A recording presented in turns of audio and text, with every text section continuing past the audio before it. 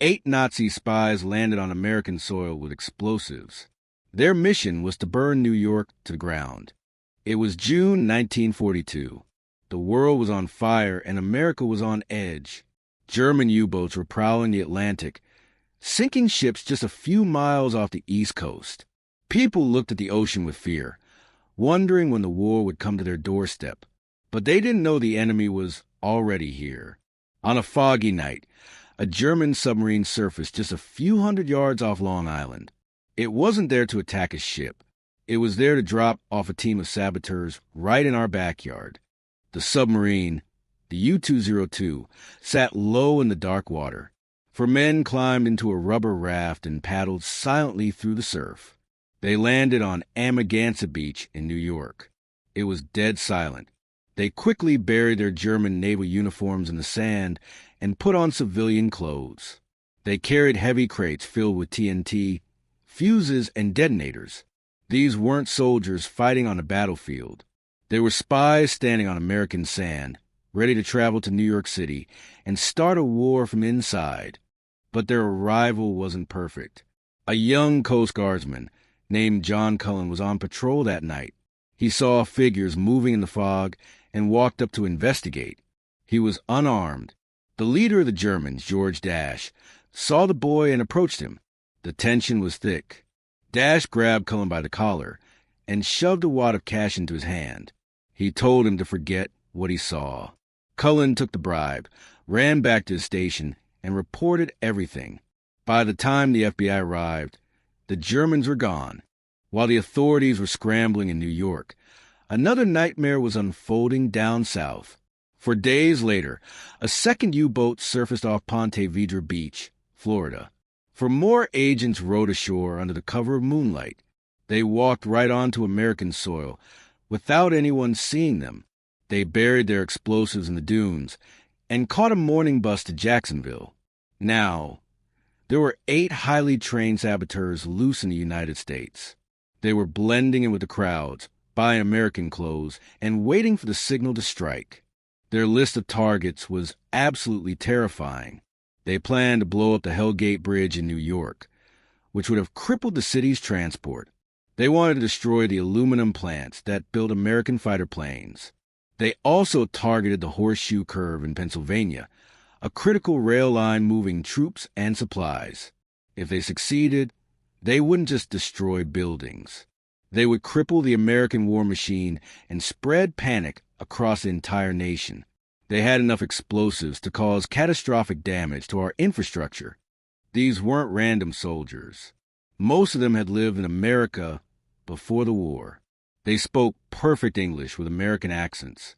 They knew our culture, our streets, and our habits. They had worked as waiters and mechanics in our cities before returning to Germany. This made them incredibly dangerous. The enemy wasn't a stranger across the ocean anymore. The enemy looked just like your neighbor next door. They could walk into a diner, order a coffee, and leave a bomb under the table without anyone noticing. The FBI had found the buried explosives on the New York beach, but they had no idea where the men went. Edgar Hoover was under immense pressure.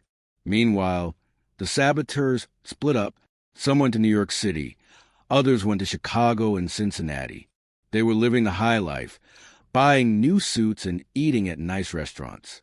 They were blending perfectly into the American rhythm. For a few days, it seemed like their plan was working perfectly.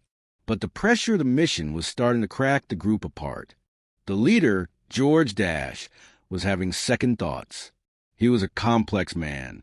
He hated the Nazi regime, or at least that is what he claimed later.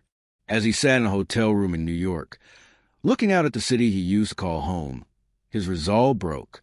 He told his partner, Ernest Berger, that he wouldn't go through with it. He wanted to stop the madness. It was a risky move. If the other Nazis found out, he was a dead man, but he knew he had to act. Dash made a decision that changed history. He picked up the phone and called the FBI headquarters in Washington, D.C. When he spoke, the agents on the other end thought he was a prank caller or a lunatic.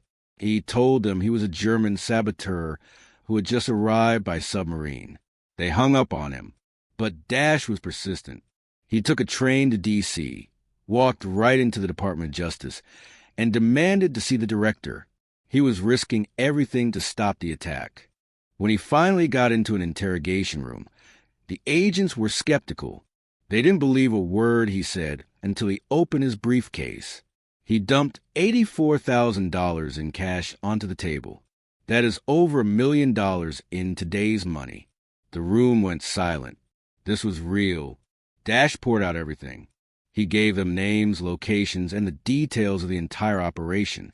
The FBI suddenly had the keys to the kingdom. The most dangerous plot on American soil was about to unravel.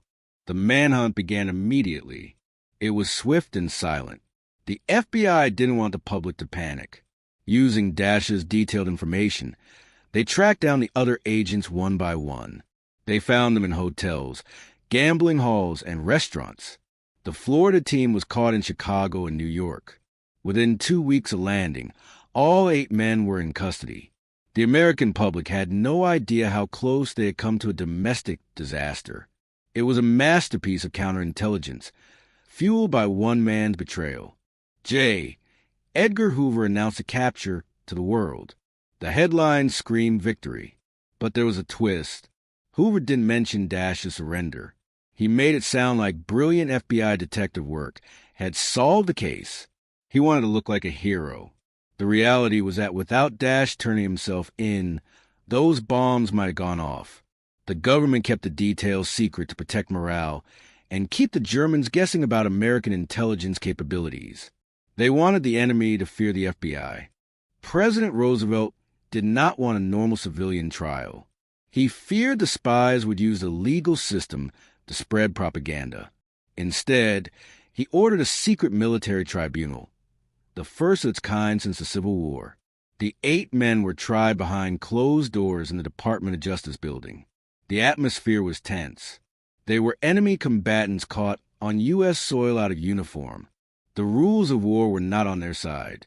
The entire nation held its breath waiting for the verdict. The verdict was harsh but expected. All 8 men were found guilty of sabotage and spying. The military judges sentenced them to death. However, President Roosevelt intervened for 2 of them. Because of their cooperation, George Dash was given 30 years in prison, and Ernest Berger got life. The other 6 men were not so lucky. Their fate was sealed. The execution date was set for August 8, 1942. Justice was moving faster than it ever had before. On a hot summer day in Washington, the 6 condemned men were led to the electric chair. It was a grim process. It took just over an hour to execute all 6 of them. The government buried them in unmarked graves in a potter's field, far away from any glory. The operation that was supposed to bring America to its knees ended in a small, quiet room in the D.C. jail. The threat was extinguished, and the factories kept running. George Dash and Ernest Berger spent the rest of the war in a federal prison. They were hated by everyone.